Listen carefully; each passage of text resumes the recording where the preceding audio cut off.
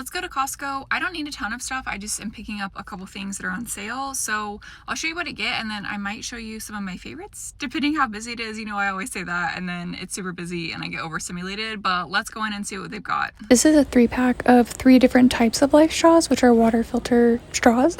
So this was a really good deal. I love these lanterns. I made a whole video about them.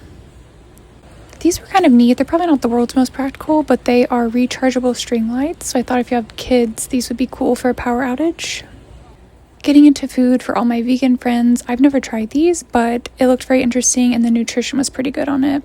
This is a great thing to store for kind of an alternative to water. So if you have a lot of rice and beans, you can always soak it in some type of broth. If you want to get really crazy and fancy, you can go with bone broth for extra protein and nutrients.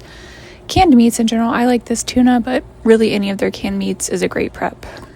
Rice, this is the one that I get. You can literally get any white rice. They have a million options.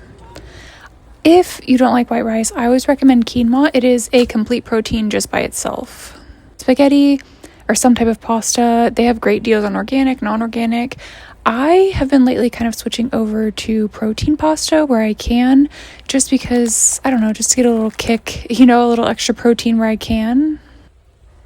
Of course, you have to have pasta sauce to go with your pasta. One thing I always get is these specific Classico jars because I reuse the actual jars. They're so nice. They're like a mason jar. I love them. This is newish in my store. I've showed it before, but Mountain House is generally like pretty good. So if you're kind of looking for something relatively affordable to just shove in a closet, this would be a good deal.